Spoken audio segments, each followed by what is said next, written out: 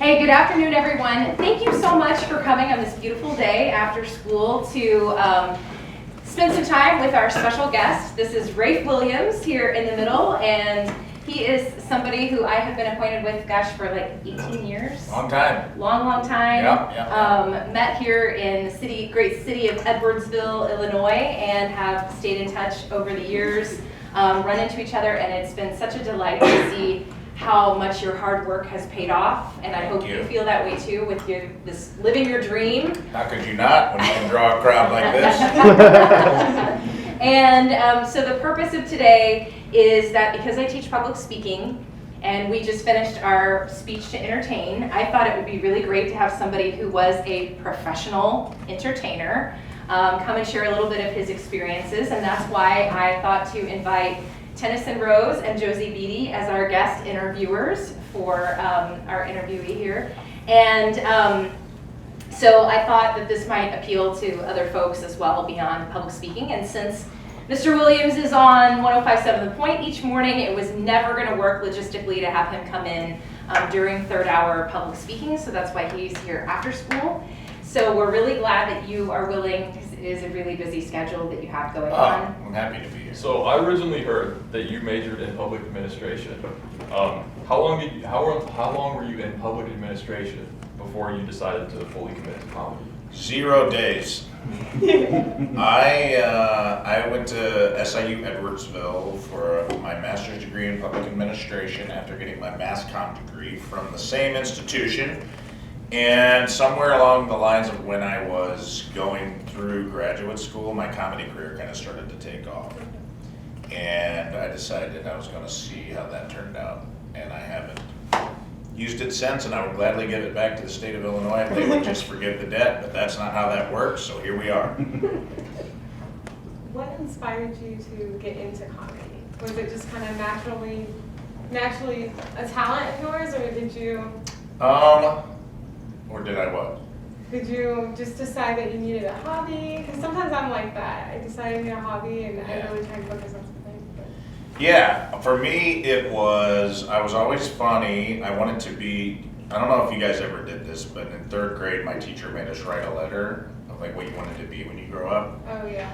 At the beginning of the year, and then you open it at the end of the year, and it's supposed to be like, look how much you've changed. I might be that teacher. Well, mine said comedian at the beginning of third grade, and it said comedian at the end of third grade, and I wanted to be that ever since. But I didn't get into it till late in life because I went to a very small school in Southern Illinois. Yeah. And it just didn't seem like a real possibility to me. You guys won't know this, but before the turn of the century, the internet wasn't in our pocket all the time. So when I asked my English/drama teacher, how do I get on Saturday Night Live, or how do I become a comedian, she just looked at me very puzzled. Yeah. And was like, I think you should go to the library and get on Netscape Navigator and figure that out. So for me, it was like, it didn't seem like a possibility right away. And I'm from a very blue collar place where it's like, you kind of have blue collar sensibilities, right? No, you get a job and you work and you start a family when you're 19 years old, right? And I had a son when I was very young, so I was like, I was kind of raising a child for a while. And then when I moved up here and got into St. Louis, it started to feel like a real possibility. So I started taking improv classes, Okay. And public speaking classes because I had a crippling fear of public speaking. Yeah. And I had to kind of do immersion therapy to get over that. When did you move to St. Louis? If you don't mind? I moved to Edwardsville in 2003. Okay. So 21 years ago, right? Did I do the math good That's on when that? I moved to Edwardsville too, 2003. So I moved here in 03, and then I lived here until I want to say like 2014, and then I moved over to the city. Just because that's where all the comedy clubs, and I was just driving back and forth a lot. So you didn't, because your family already knew that you were into the comedy stuff, they weren't concerned about it as much? Like, is this a non-traditional career or something that... Oh, high levels of concern. Oh, they were... Yeah. They didn't believe in you. No, they all take credit for it now. Yeah. Yeah. But maybe one person in my family believed in me. and that person was me. That's all you need sometimes.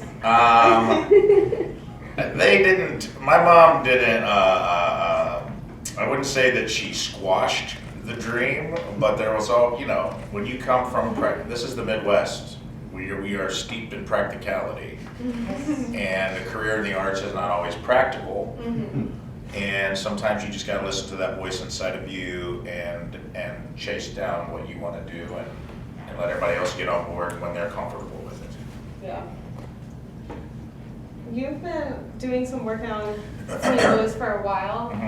Is this a favorite city of yours, or what has kept you so involved in working in St. Louis? Good question. So there's always the allure, especially in comedy or acting or things like that. They try to make you go to New York or LA, which I'm not saying is a bad thing. Sometimes Chicago, if you want to do, Chicago is like the home of Second City and all of these, like, a lot of people you see on SNL came out of there. Right. But St. Louis has always been considered, you know, kind of a smaller city. But I've had a good career out of here. And I think you can do that. So it was always important to me. I wanted people to see St. Louis or this area as a place where the arts is vibrant and because there is, it's a good scene. We have like 4 or 5 comedy clubs. There's an improv theater. I run a comedy festival out of here called Flyover Comedy Festival, and it's become one of the top 5 comedy festivals in the nation just over the last 7 years. So, and I think it's because there's real people in the Midwest, and people like to go out here. Like to go out and see shows. People like to go out and have date night, go out with their friends. And I think you can get good in a place like this, and it's very cheap to live here, and it's very cheap to fly out of here. So when I have to go do shows in other cities, and I think you get a good slice of Americana in the Midwest. You're doing shows for real people. Sometimes you go to LA or New York, it's all tourists, or it's all critics, or it's all other comedians, which a lot of your career starting out, that's who you're performing for anyway. It's the other 25 comedians with their crazy dream in the back of the room. So for me, I wanted to prove kind of that you could stay in the city that you cut your teeth in and still have a successful career. So about traveling a lot, how do you work to maintain like a good family life, like a balance of that? Because you were in Austin, Texas last week, is what I heard. I was in Austin until yesterday. So over the last week, I was at a Moon Tower Comedy Festival in Austin, which is the biggest comedy festival in North America. It's sponsored by JFL, which is called Just for Laughs. And Just for Laughs is usually in Montreal. They're not doing it this year, but it's been like the festival that kind of makes comedians household names. Rafe Williams and Nick Vatterott and I mean, if you name a comedian, they probably came through JFL over the last 20 years. And that's an invite-only festival, and I was able to get invited to that even though I never left St. Louis. Because you kind of, comedy is still very, in the arts in general, is still very, it's very mafioso, it's very word of mouth, and a lot of people vouching for you, which is a really weird thing. Like I can call a club or try to travel, and I'll send a video out. It's a lot of rejection. You gotta get used to that. A lot of times it's just people not getting back to you, and you have to learn not to take that personal. Right. But then like a comedian that you respect will say, hey, this person's funny. And all of a sudden that same video is getting me work at the club I haven't heard from over the last 3 years. And it's like, that's just kind of how it works. So what I try to do with that, because I have a job now where I work on the radio as well, so I have to be here Monday through Friday. Now they're good about giving me Fridays off, and I'll just fly out for the weekend, do my shows, and fly back in. Last week was an anomaly because it was a week-long comedy festival where I did like 10 or 12 shows. So I took some time off work and went and did that. So you just have to kind of pick your spots.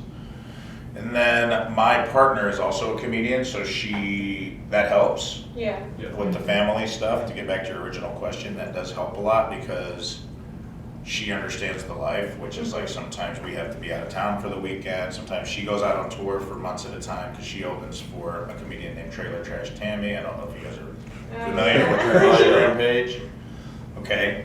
She's a friend of mine, and my girlfriend opens for her. So that helps because sometimes I have dated people who were not comedians, and then that can cause, there's good and bad of both, because at first it's like really cool. You date someone and they're like, oh wow, this is crazy. People come out to see you. That's kind of attractive. I like that people like to hear my man talk. And then about a year in, that gets really old. And they're like, oh, you're not coming to my cousin's baby shower Saturday? And I'm like, no, I have to go to Tulsa to perform in the stockyards of Tulsa, Oklahoma, and then it doesn't seem as cool and attractive. Yeah. So you just gotta have to learn to have a good work-life balance. It's just like any other career. To kind of circle back on the whole technology and how it wasn't as available to you as it Sure. is now, do you think that really changed the way comedians have an uprising, or how do you think that has helped, or the opposite has brought them down? Great question. It's a double-edged sword. So the internet and TikTok and Twitter and Facebook and MySpace and whatever newfangled Friendster. These are out of my time. God, I'm old. I think that the good side of that is comedy has changed so much in the last just 5 years of my career. It used to be very much a club model, like you go to the club, you learn how to host. You spend years doing that. It's very hard. You have to learn how to, it's much harder to get an hour of comedy than people think, because it's a lot of repetition, and you have to try out your material in front of crowd after crowd, night after night, and you have to hone it down into something that is bulletproof. Right. Because public speaking is hard, right? It is the thing that everyone is most afraid of. Yeah. I'm sure that this has been spoken about in class, but the old adage is like, if you go to a funeral, people would rather be in the coffin than giving the eulogy. That's how scared people are to speak in public. So add to that the expectation of laughter, and it gets even more stressful, right? Because now not only do you have to get up and talk, people expect you to be funny. Right. They paid money for it. And you're trying to get an involuntary reaction out of someone, because that's what a laugh is, right? I'm tricking you into giving me a sneeze, pretty much, like an involuntary reaction out of your body. So you used to have to work at the club, work your way up, 4 or 5 years you'd be hosting, then you'd be featuring. Featuring means you're the act in the middle. You're not the headliner. You're not the person whose name is on the poster, but you do about 20 to 30 minutes in the middle. Then eventually the clubs kind of promote you and start headlining, and the clubs would sell the tickets and they would get people in to see you. Right. And that's how you would get your fan base. Well, that all changed now, because now you get your fan base online. So the good and bad of that is you can build your own career, and you're not as beholden to people in the industry or people like, and that's why I can have a career out of St. Louis too. Like, the booker for the Tonight Show with Jimmy Fallon was in Austin, and he asked me to submit a tape. Because I was able to build my own fan base here, go there. Now I'm getting seen by people that are in the industry, where I don't have to go to New York, I don't have to go to LA. That's the good side of it. Right. And if you build your own audience, you don't really even need those outlets anymore, right? If I have 1 million followers on Instagram or TikTok, I don't need to do the Tonight Show. I can sell tickets all over the country that way. That's how Trailer Trash Tammy does her career, right? She was on Vine, and then she was on Instagram. Now the downside of that is sometimes when you're developing as an artist, you need time. Yeah. And sometimes part of being an artist is you have to be bad at what you're doing. That's how you get good at it, is you have to be courageous enough to be kind of bad at an art at the beginning, because we're all bad when we start something, right? Unless you're a prodigy, unless you're like a prodigy that out of the gate you're just amazing, chances are there's going to be a rough patch. And sometimes I see young comedians putting stuff online because they want the fame so bad, they want the followers so bad, that the product's not good. The jokes aren't good, or the set's not good. And sometimes if people see you like that too early, that's how they always remember you. Right, and then the consistency. Right. And so when your time comes and you're good, somebody that might have been able to give you an opportunity will remember that really horrible clip you put up. Yeah. So the double-edged sword to encapsulate that answer is, the good thing about the internet is you can put anything up you want. There's no barriers. The bad thing about the internet is you can put anything up you want. There's no barriers.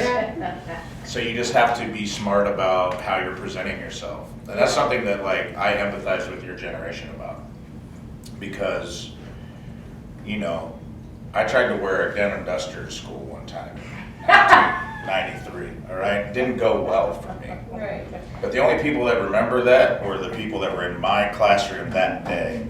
No one had a phone, no one could pull any, you know, because no one's their best or worst moment. But now you guys have to worry about that constantly. You know how fast you can become a meme?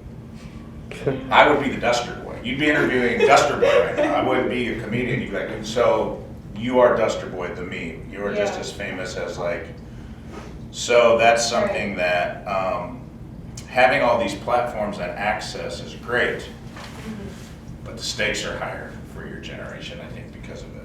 But it, you know, it does help with comedy for sure. I think that's how mostly when my parents see TikToks and people are like, oh, you're gonna see him. But then the followers always expect something all the time, consistently. Yes. So I definitely. Yeah, those platforms work like that. It's very interesting to me. I'm very protective of quality over quantity, right? I would rather put up something really good and polished that I've worked on. And that's not really how those platforms work. A lot of those platforms reward quantity over quality. They just want you, they want people on the app. So if you're an influencer or a creator, it's like you do kind of get paid for just putting stuff up, good or bad. You just constantly feed the algorithm, right? And that can be good. And it's never the thing you think is going to go viral. Like I've had a couple viral videos. It's never the thing I worked on and spent all my time writing and honing and filming and paid someone to make it look nice. It's some throwaway bit I did in a restaurant, you know, to just, so it's like you cannot predict the algorithm and what it's going to grab a hold of. And that's kind of the downside of that is you don't ever know what's going to be the thing, right? So you got to be careful what you're putting up because everything could get latched onto, and then that's who you are. So if you're Duster Boy, you might have to go out and perform as Duster Boy. You know what I mean? So this is a little bit lighter, on a lighter note, but you've made 2 pieces of media relating to Lion's Choice. So you did the mukbang with Tammy at Lion's Choice, and then you did some type of, it was like a roast on Lion's Choice. Is that your favorite restaurant, or? So. Taco John's is my favorite restaurant. I would like that to be on camera. I want a Taco John's, St. Louis region. I have been politicking for a Taco John's. It is Taco Bell's hotter cousin. Taco John's come to us. All right, now that that's been said, Lion's Choice is my favorite regional restaurant. I shot the Lion's Choice. I shot like a commercial for them on spec. Because there was a CEO of Lion's Choice that replaced the old CEO, and they're very like traditional values, very conservative values. We have 35-cent ice cream cones, and everyone gets a hug when they come through the door. And they were like, well, we're putting in Wi-Fi, and we want to get Gen Z in here. You know, because everybody's got a marketing plan for you guys. They want your marketing dollars, they want you guys in the door, so they're like, let's make something edgy and funny.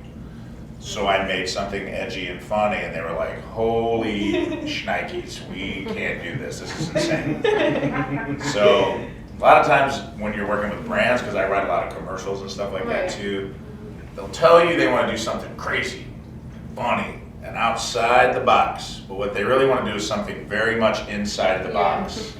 It's just a slightly different version of the message they've already put out. So that's why that Lion's Choice thing is floating out in the ether. And then when we did the mukbang, we just happened to pick that restaurant because they were here. They're a regional thing in St. Louis, so she couldn't do that anywhere else. When you mentioned earlier about how some of your stuff you don't know what's going to get famous, and some of it's something you spent a long time on, sometimes it's not.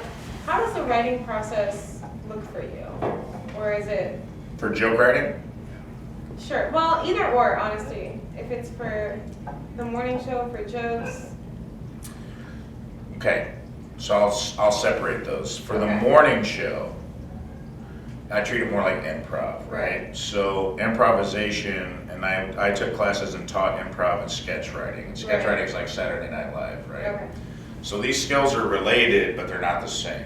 It would be like, you might be a good cook, but that doesn't mean you know how to farm, right? Even though those two things are related, growing food and preparing food, they're in the same ballpark, but they're not the same thing. Improv is very much being in the moment and listening intently and responding and reacting in a funny way, whereas stand-up comedy and jokes are very much like prepared material, things that I've prepared to present. Yeah.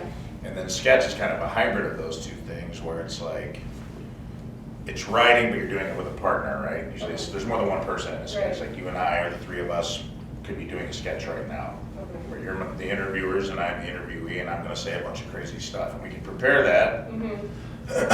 So when I do that, when I go in and do radio, I'm very much just listening, and improv is about making your teammates look good, right? Yeah. Like, it's not as selfish as stand-up. Right. That's why a lot of stand-ups can't do it, because we can't surrender control, or we wanna go for the joke, because stand-ups are crazy, narcissistic people sometimes, unfortunately. Not all of us, but some of us. And in improv, it's about like making sure everybody gets their flowers, right? So like, I want you guys to look good. Like during this interview, I don't want to make you look bad. I want you to look like you're doing a great job, and you are doing a great job. So it's like you take care of everyone around you, and in the process, you get taken care of. And that's how I treat the radio show. I have teammates on that show, and I want them to make sure I know when to be funny and to come in and do my joke. But I also like to let other people talk and share their opinions, and you don't want to steamroll people. And when I prepare stand-up, it's just me up there. It's not a dialogue, it's a monologue. So then it's more about, what do I want to write about? And I sit down and I prepare, and I hate to tell, this is going to hurt if anyone here is an aspiring stand-up comic. It's a lot of work. Yeah. It's not, like any writing, I bet Carol would know, who said this, I want to say Wordsworth, but I'm probably wrong. Someone asked a famous writer, do you only write when you're inspired? And he responded, yes, and just by chance I'm inspired every day from 9 o'clock until 1 p.m. And basically what that means is like, you have to commit to sitting down and working on your craft, and it takes time. It takes 10,000 hours or whatever to get good at something. And John Cleese, who is very old, and you won't know who that is, but he's a founding member of Monty Python. He's a very famous comedic writer. He said to have a sacred place and a sacred time. So I've always employed that, where it's like, I have a sacred place where I go to write, like whether it can be a coffee shop, it can be whatever you want it to be. And I have a sacred time, which is like if I do it at 10 a.m. or I do it at 2 p.m. and I try to protect that time. Now sometimes you do have to move, and I try to protect that space for myself, even if it's like starting off, you don't have to go big right out of the gate. It can be 15 minutes. I'm gonna write for 15 minutes a day. And you don't have to worry about if it's funny. Commit to putting pen on paper. Usually what happens is, there's a really good book called The War of Art by a guy named Stephen Pressfield. He wrote Legends of Bagger Vance and some other things, and he talks about showing up for the muse, and that we're all trying to plug into this there's like a creative highway that runs above our head, right? And it's available to all of us. It's almost like an invisible internet floating above us. And every day you're trying to plug into that. But you can't really see where the plugs are. It's very difficult. But if you show up every day, you get lucky. You strike oil more if you show up every day and you're trying to plug in, and he says the muse will reward you for your efforts. So that's how I approach joke writing for stand-up. I show up and do the work every day. I think that's a good motto for really everything. I think so too. And I was disturbed to find that out, because I didn't want to work that hard. I wanted to stand up. I didn't want it to be like a regular job. I wanted it to be like, oh, I'm just funny all the time. And you can have a natural proclivity for it. I do think the more naturally funny you are, the more honest it'll come to you. But I have seen people in comedy who weren't really great at it out of the gate get better and pass people who had a natural proclivity who didn't want to work hard. There's another old saying, not to beat you over the head with colloquialisms, but hard work beats talent when talent doesn't work hard. Absolutely. And I try to keep that in mind when I'm working on stuff. 'Cause there's a lot of really talented people, and I've seen talented people waste and squander their talent because they don't want to work hard. And I've seen people who had just a sliver of talent really grow it into something and become some of the best comedians around. So, and I think that applies to everything too. Right. So that's how I approach.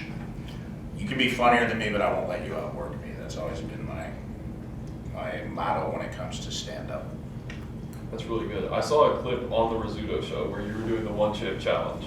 You were swearing, as anyone who does the one-chip challenge does. Thank you for bringing that up. One of the fellow, I don't know if it was a co-host, mentioned like getting a federal communication, like FCC flag. Is this a fine? This is something I didn't know about. Like, how do you? Well, I know all what about is it. that? So when you're on terrestrial radio, that cutting edge medium that I work in, there are FCC guidelines, right? So I'm not gonna say them out loud, but you can look up George Carlin's 7 dirty words that you can't say on television, and those pretty much still apply today. Right. Why, I'm not sure, with the amount of things that are in your pocket that you're exposed to every day. It's very arbitrary, some of the things you can't say on radio and things like that, but there are certain things you can't say, certain curse words or certain words put together that can be deemed as offensive, and it's very arbitrary. So every radio station has what they call a dump button.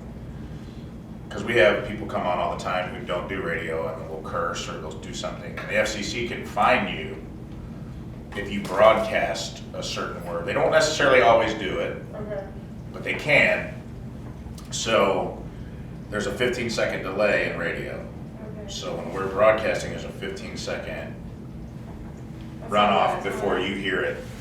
So when something like that happens in the one-chip challenge and an innocent, lovely human being gets presented with a stale, hot chip that's 6 months expired and so hot that no human should ever consume it, they might accidentally say a cuss word, you know? That doesn't make them a bad guy, all right? It makes them a good guy.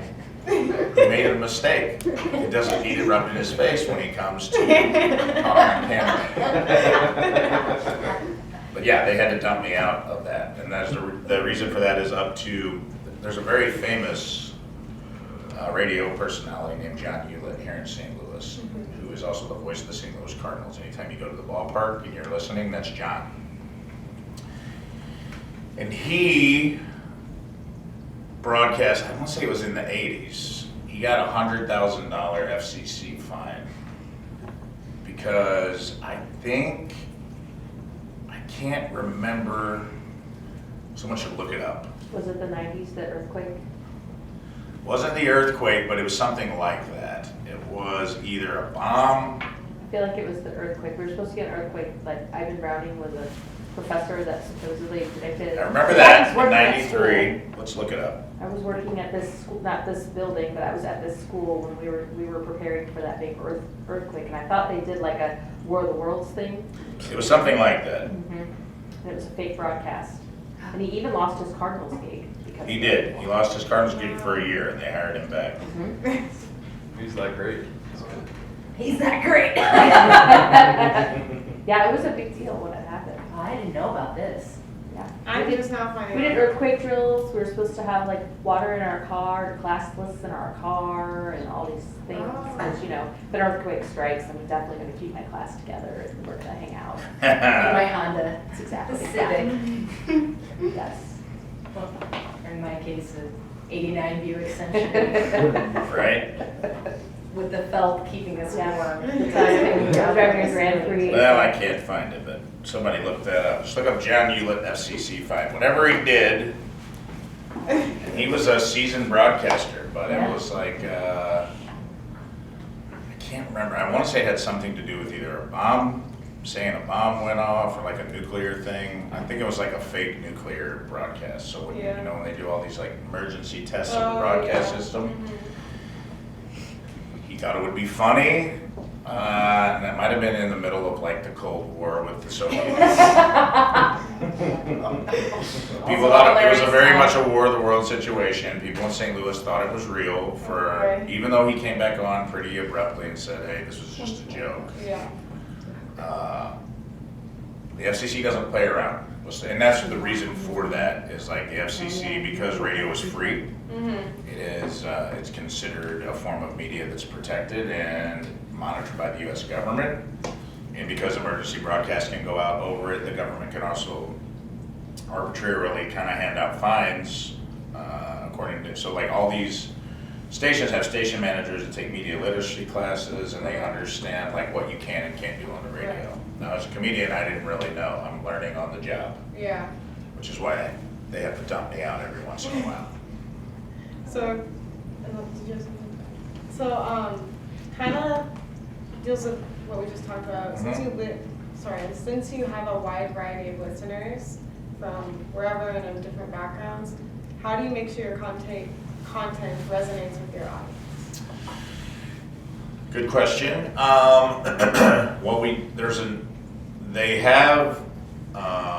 They do ratings, right? So our show has been #1 for like, I don't know, before I joined it. I kind of joined the Yankees of radio.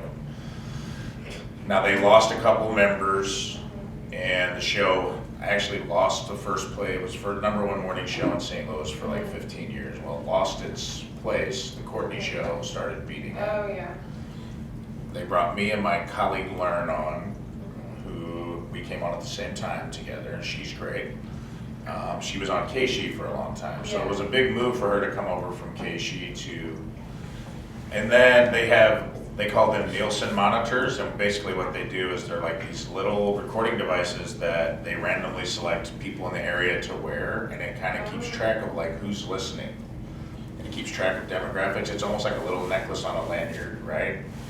So anytime, and it'll pick up anytime and for how long people listen, right? So they used to do this for TV too. They put it's called the Nielsen ratings. They put a box on TVs, randomly chosen, all over the United States, and that's how they knew how many people were watching, Big Bang Theory. Yeah. Exactly. Big Bang Theory. Like, well, it's the #1 show. Well, how do they know it's the #1 show? Right. Because they're monitoring all that stuff, right? And they sell ads based on that. That's how the radio station makes money, because it's free. You don't pay anything for our show. You would think people pay a lot of money for our show as much as they email me and complain, but it's actually free, and they pay nothing. So a lot of the times you can look at the ratings and be like, okay, ratings are going good. We must be doing something right. Right. But also, I think variety in radio. We do a 4-hour morning talk show. So the first hour is kind of more podcasty, like we just kind of talk about our lives and whatever's interesting to us, and it's a little more free flow, and that's from 6 to 7. At 7, we start doing segments, right? So it's like we try to do something for everybody. So for instance, we have a crap on celebrities, right? Which is basically just celebrity news. Yeah. So here's what's going on with that. Then we do like weird news from all over the country. Okay. So for people that might want to be like, oh, what's going on over, a guy sued Red Bull because it didn't actually give him wings, right? Which is crazy. And we'll talk about that. Yeah. Just try to be funny, and what happens is you get what I would call what's the right word? Like a parasympathetic relationship with, like people feel like they know you because you're in their car. They feel like do you guys listen to podcasts or anything like that? Yeah. What's your favorite podcast? Oh boy. It's no pressure. Just what do you like? Well. Too late. You lose. What's your favorite podcast? Even worse. What's your favorite podcast? I can't remember the name right now, but they're two people who sit down. They're on YouTube a lot. Okay. And they just talk about everything. And how do you feel about them? Oh, I love them. I laugh at them while eating. You feel like you could be friends, right? Yeah, we're friends. Right. I hope we're friends. Right. Yeah. But they don't know you. Yeah. But you feel like you're friends with them, right? Yeah. And like that's the kind of, when you build a rapport with an audience like that, that's right. how it feels. Like when I meet people, sometimes it's really interesting to me because they'll be like, they'll hug me and say, dude, I love you so much, man. How's your dog doing? Like they'll ask me questions like we went to high school together, and I'm right. like, what's your name, man? And why are you hugging me in this bathroom? This is crazy. But it's like they develop that kind of relationship with you, right? And then when you develop a relationship with listeners like that, they're loyal to you. And they come back and they listen every day. And you gotta kind of tailor your material. You wanna try to give something to everybody. So we do sports and we do celebrity gossip and we play games and we give away tickets to rock concerts and we do stuff to engage the audience. And I think, and we move around what time of day we do that, because a lot of times I'm getting people driving into work, driving into school. So you kind of get people 15 minutes at a time. And that's the difference between a podcast and radio. When you sit down and listen to a pod, you probably listen to the whole thing, right? So you start at the start, you listen to the middle, and you listen to the end. Well, people turn us on in the middle. They turn us on 3/4 of the way through.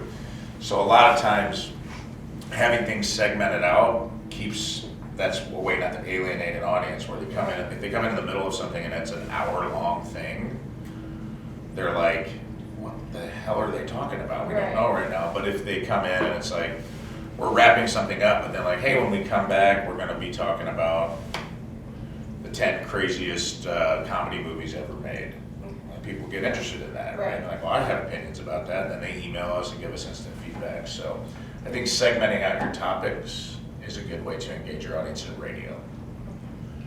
And in terms of stand-up, you just gotta, I think you gotta talk about what you know and let your audience find you. If that makes sense. Cool. I don't know if you already asked this one, but do you have a favorite city other than St. Louis for stand-up? Just really good people there, I guess. There are some good clubs in good cities. Madison, Wisconsin, weirdly, there's a club called Madison on State. Really good comedy audience, really smart audiences. Let's see, where's another good city? Not Florida. I was just about to ask about Florida.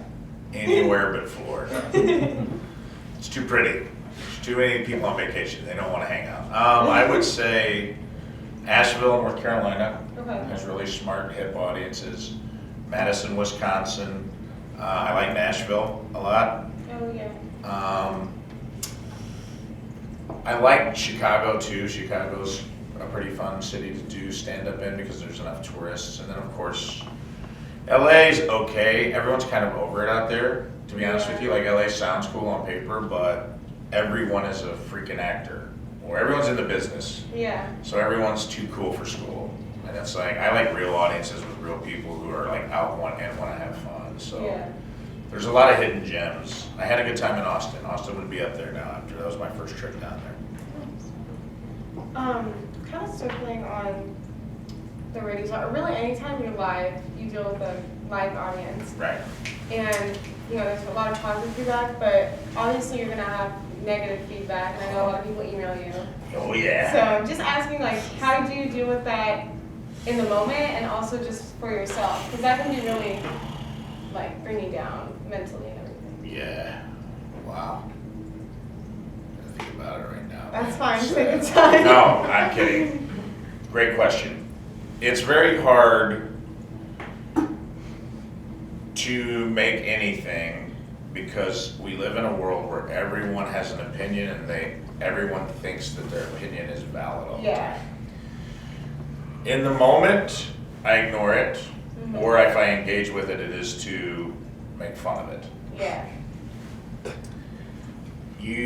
The best advice I ever got on that was be careful where you're willing to take criticism from, right? Because it's coming from everywhere now. That kind of goes back to what I was talking about earlier, where like, I know everybody bags on your generation. It's always like, oh, kids got it so easy today. I don't think you have it easy. I actually think you have it hard.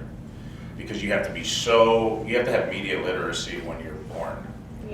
Because your whole lives are being documented. We're gonna have a president who was on Twitter when they were 9 years old soon. You're gonna have tweets from when you were 10. I don't want to know that. I don't.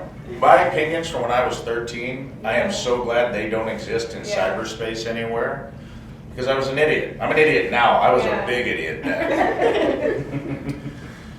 And that's a thing, you know, and a lot of people, they think that's their platform. A lot of people like their show, their stand-up comedy, because they're actually scared to create anything of value or substance, is they think the comment section is their playground, right? They don't actually care about the art you're making or anything. They just want to be mean. Yeah, I feel like that's a common theme among. Just trolls. Yeah. So the way that I deal with it, specifically on the show, is every Friday I do a segment I call the E Memoriam.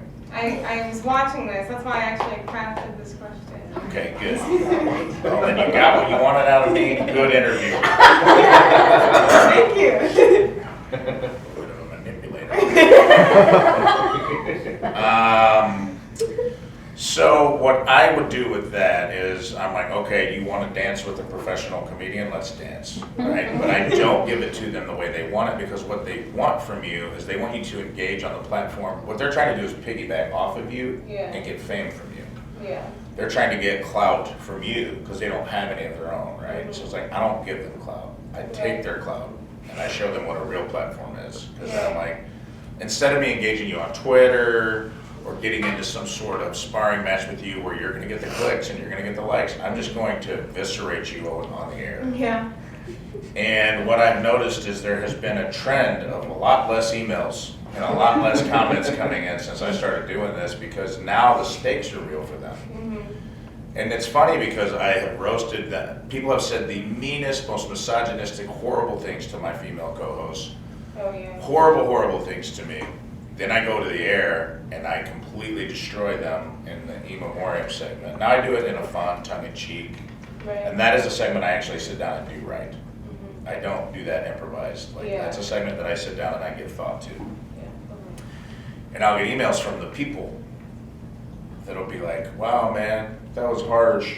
And I'm like, would you like me to show you all the comments you've been sending us? I'm like, how does it feel to have you to be drug out into the light and be made fun of for the way you look, or made fun of for the, and usually I try to destroy them on an intellectual level because that's more fun for me. But it's like, once they get a taste of their own medicine, it's just like the old after school special, like the bullies kind of just disappear because they don't like it. So for me, you have to deal, I deal with trolls that way, and I'm very choosy about where I accept criticism from. I accept criticism from people that I admire, that work in my craft, that have authority, right? Like, if you're a writer, you should be getting critiqued by writers, or someone that you admire, teachers, or someone that you admire who understands their craft. You shouldn't be getting criticism from a dude that you just met at at a sit go at pump 6. That's not, what do you do? Oh, I'm I work at a pizza place. There's nothing wrong with working at a pizza place. It just doesn't make you an authority on my writing. So, and you can have opinions. Like, we all have movies we like and things like that, and that's fine. But a lot of those things are subjective, not objective. So be careful where you take objective criticism. So you recently released your 50-minute comedy special on YouTube.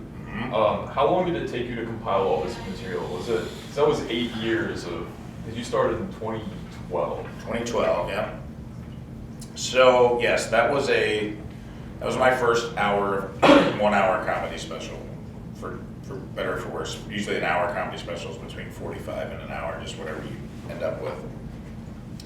So that would be all the jokes from the first part of my career. Now, the tricky part of the first part of your comedy career is you don't get as much time on stage. So it's like, it takes a little longer to get that first hour because you're going up at laundromats and open mics, and you're getting your time. You go up, I'll sit in an open mic for 3 hours to go do 3 minutes in front of a very apathetic crowd or a softball team that wandered into a bar that has no idea a comedy show's even going on.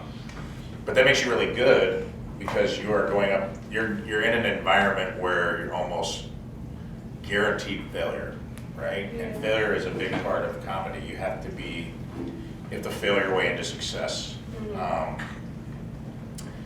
Because sometimes it goes well and sometimes it doesn't. So you have to understand that and also with comedy, you're getting your feedback in real time. It's the only art form where the audience is your editor, and you're getting your feedback in real time because they're either laughing or they're not.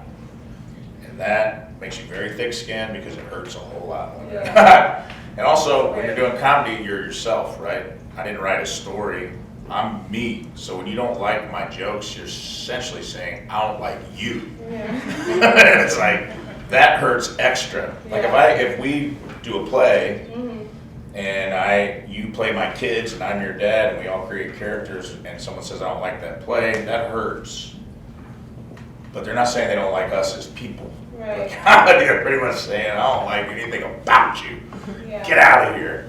So you have to get used to that. So it takes a while to kind of like get those jokes where you need them to be. And as you get better, you get more stage time and you get better. You have more hours to play and work. So now I have another hour that's ready to film right now.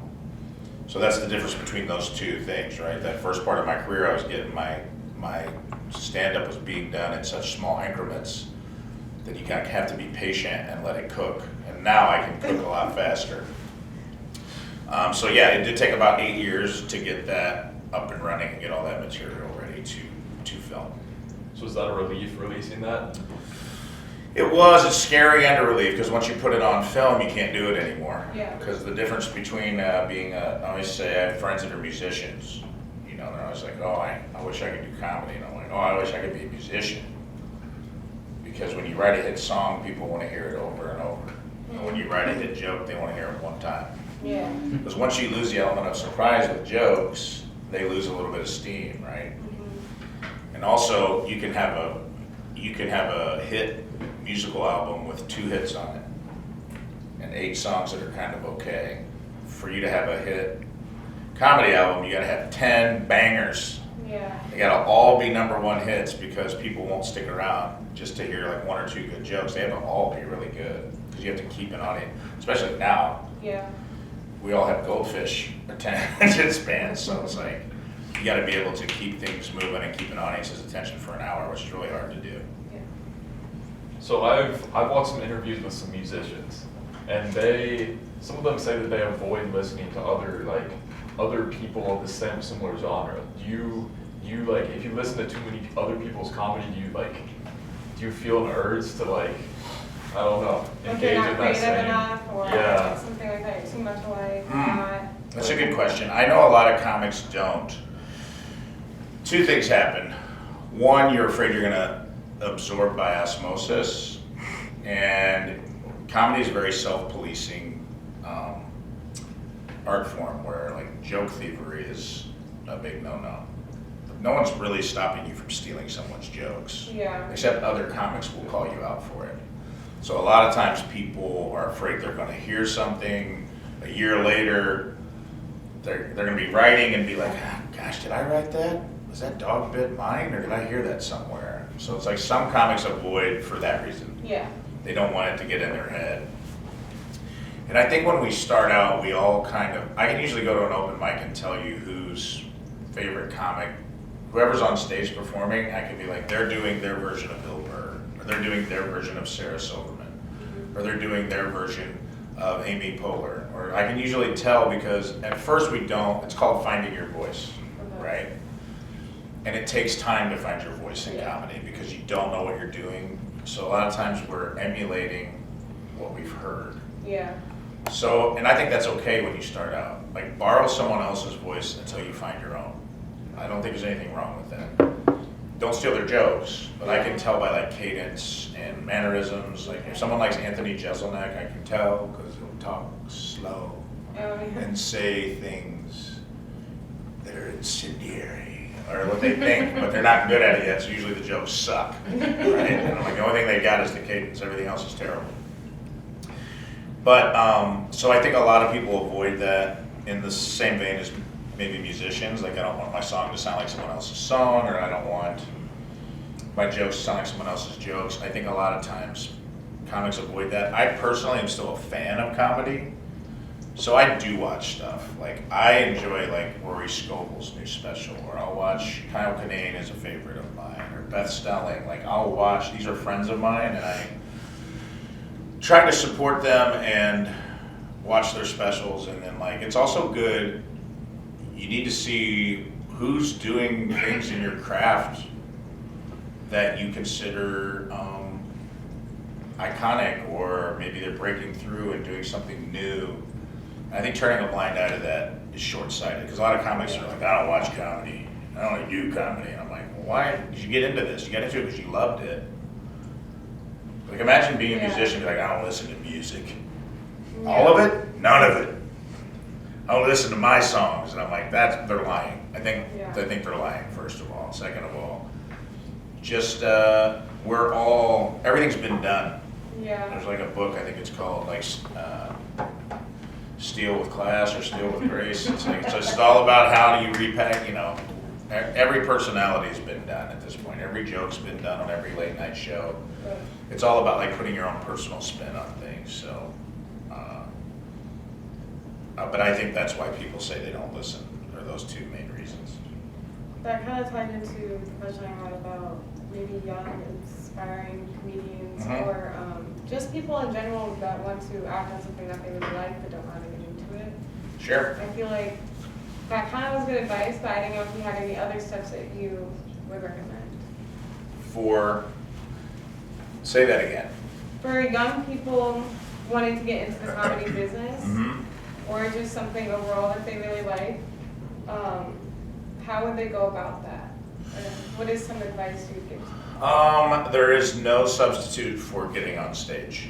So you can write and write and write and write and write and write. And I did this because I was so scared of public speaking. I was taking like Toastmaster, do anything you can to get up in front of an audience. So I was doing like Toastmasters because the thing about public speaking that I think frightens everyone, and it's such a crazy thing in our society, is there's almost always a consequence attached to it, right? Your grade, your book report, you gotta get up, not to mention the social consequences, right? You get up to talk and then all your friends are gonna laugh or make fun of you. Like, we're all scared of like what our social group is gonna think, right? Or if you get up and you make a mistake or you stutter or you blank and you forget, like the embarrassment, it's like a guilt shame spiral that's fueled by like this perceived embarrassment of a thing that hasn't even happened to you yet, right? That's why we get all worked up when we have to give a presentation. Yeah. Your stomach gets tied in knots and it feels like you're gonna fight a lion or something, right? But then you think about this, how many times are you in a turn lane in traffic and a semi with an 18-wheeler comes blowing about 6 inches right off the side of the car your mom and dad's driving, and you don't even think about it. You're inches from death. But you don't think about it because you've been conditioned to it, right? You're out on you drive all the time.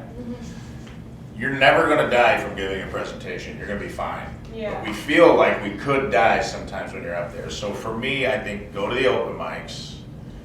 You just have to commit to getting up there and being okay with that failure as part of the process, and that it's okay. Everyone's failed. Dave Chappelle has failed. He's had a bad set. I promise you, he's had many. Yeah. Whoever your favorite comedian is or your favorite speaker, they have eaten it hard several times. I have too. And it becomes like, if you can just be okay with that and know that there's no substitute for stage time and start finding people of like minds and work with people who also want to write jokes that are at your level, you can like figure it out together. So my advice would be seek out like-minded people who are interested in what you're interested in, which is easier than ever. That's the upside of the internet, right? And then get like a group together, and even if you just get a partner, somebody that'll hold your feet to the fire, and go out to the open mics and start hanging out and start learning how to do jokes and watch comedy with the subtitles on. Yeah. That'll teach you joke structure. You can look up the 13 joke triggers online. It'll tell you like the types of things that get laughter out of people: incongruity, surprise, comparison and contrast, and it'll kind of teach you how to write in a way that you can elicit laughter from people, and then just go figure it out. Let's start by doing a round of applause.